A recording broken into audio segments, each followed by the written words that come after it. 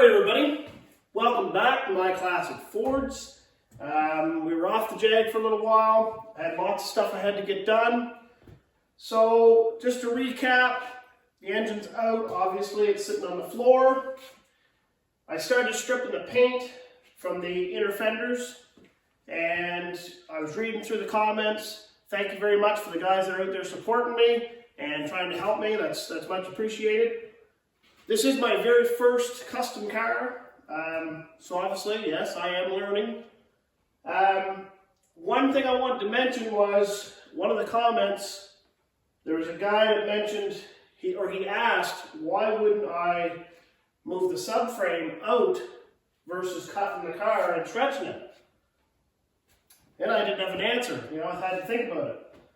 So I come out and give it some thought, and he's 100% right. What we are going to do, I'm going to take the subframe and I'm going to slide it ahead 6 inches. That's going to give me like the Daytona territory on wheelbase. Another good thing with that idea, when I put my fenders on, my stock fenders will fit back in the location that they were. The wheel arch will still have to change. We'll still have to build 6 inches onto the front, but ultimately, I think it's a better plan. The shock towers will have to change. We'll have to cut these out and move them. Obviously, the frame's going to have to change a little bit. So it's, you're not out of the ballpark, but ultimately, I think it's a better idea. Kind of throws me for a little bit of a loop on the hood. I'll have to stretch the front of the hood, not the back. The only good thing is the hood will fit in its stock location. The hood latches will still work. So I got to thank him for that idea. That was fantastic. That's what we're going with. There was another idea on there about the trunk. Short little trunk lid with a little spoiler. I like that idea. I'm going to go with that. I'm going to end up putting like a little Daytona wing on it. Something about maybe that high. Just enough to give it that vintage race car look. I think that would be pretty cool. So what I'm up to right now, we're going to pull this subframe out, and then I'm going to decide how to put it back in. At the same time, I think I'm going to lower the car a little bit. I know the engine's out now, so it sits a little high, but it's got about 10 inches of ground clearance, and I'd be happy with, say, 5 or 6. So I'd like to lower it a couple inches while we're at it, versus, putting lowering springs in it. This will still have all my suspension travel. So I think when we move that subframe, I'm also going to drop the car down a couple inches. The back, might have to put some lowering springs in it. We'll cross that when we get there. Keep another thing in mind when we put the engine back in. The engine's not going to be solely on the front axle anymore.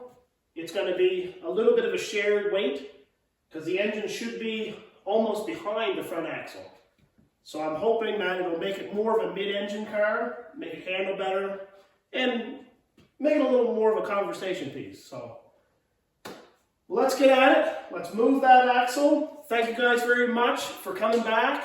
And if you're new to the channel, stay with me, and I hope you like what I'm doing. All right, let's move that axle. What we're looking at, there's 2 main connection points right here on the subframe. There's, looks like 2 mounts back here. Our steering column, our sway bar. I'm just going to start loosening up a couple bolts. We'll pull the steering column off, loosen these up, see how well they're going to come out. I think what I'm going to do, I think I'll take this out, I'll make a new bracket completely, versus trying to cut this one off and reuse it. I think I would rather just make my own.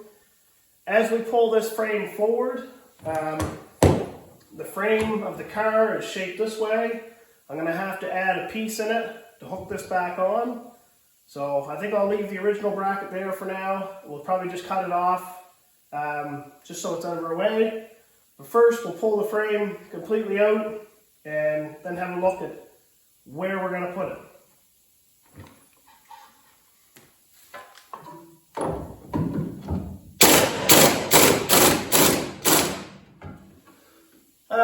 when I took the booster out, there was quite a rat's nest there.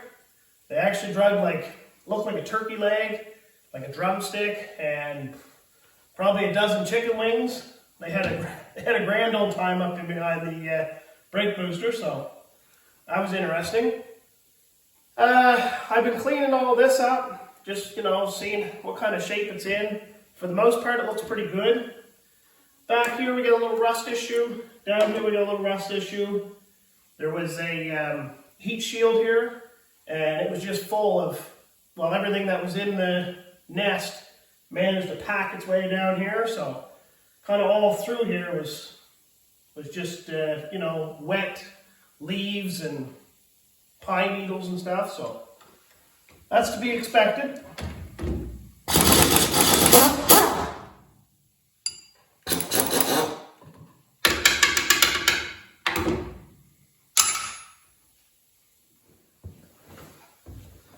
Alright, see how easy this will move before we get too crazy.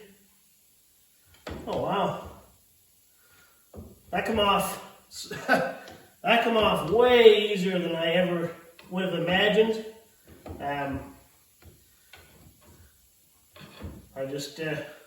I had visions of that being welded on, just with time and rust.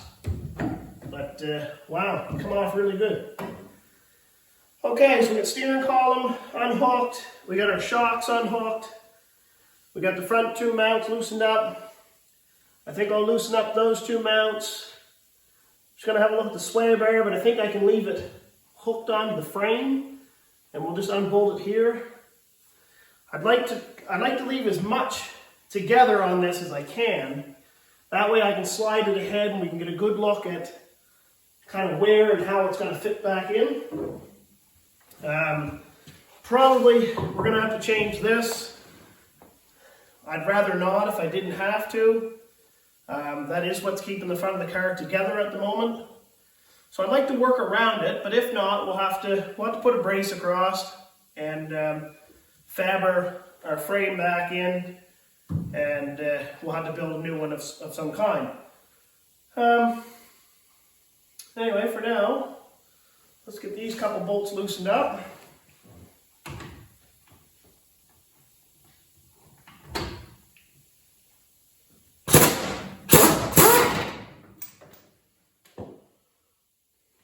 Okay.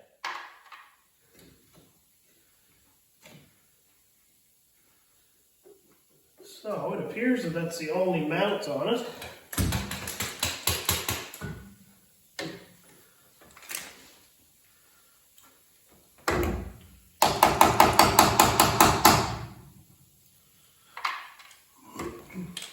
So they are 9/16. We'll just knock these right off, and then we'll look at that sway bar.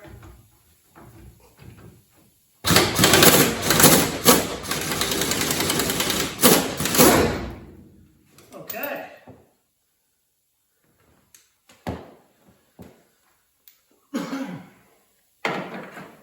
So it's pretty crazy to think that the entire subframe of this car is literally held in by two 9/16 nuts.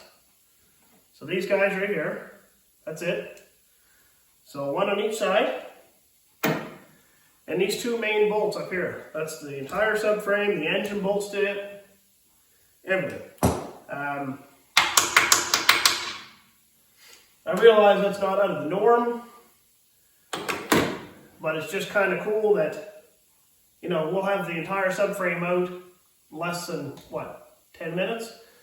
Once I do take this out, I think probably I'll take the engine mounts off. I'm going to give those to my friend that got the engine. I'm thinking probably I will knock the rack off, take the wheels and tires off, obviously. I think I'll take it, get it blasted, and we'll paint it so it's all said and done. Finish cleaning this up, and then we'll start fabricating rims.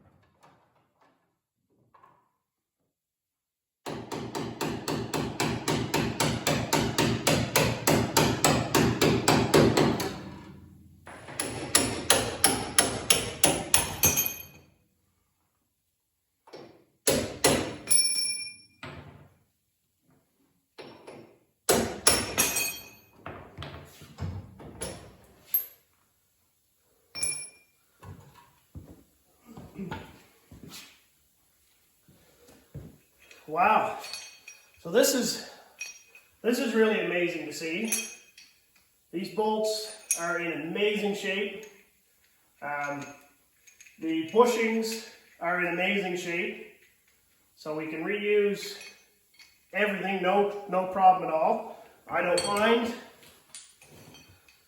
I was a little nervous that the bushings would be completely ruined, just because they're old.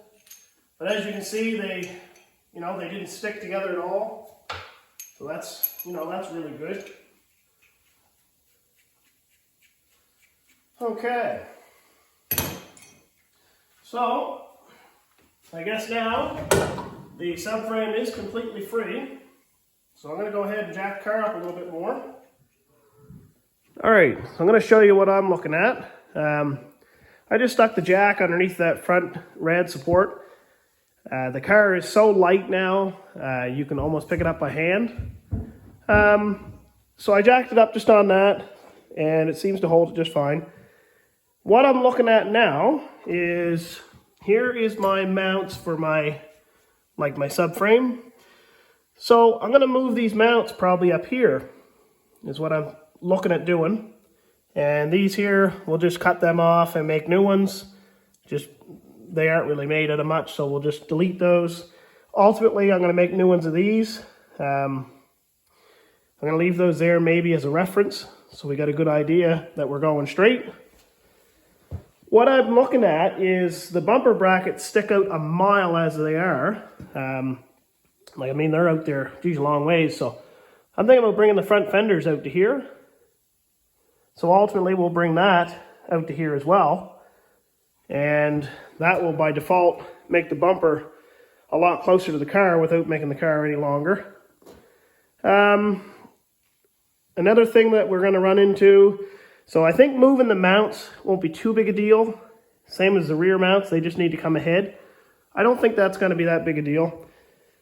We're going to have to change the shock towers completely, which I don't think will be too terrible. We'll knock this out maybe. We'll leave this little bump the way it is.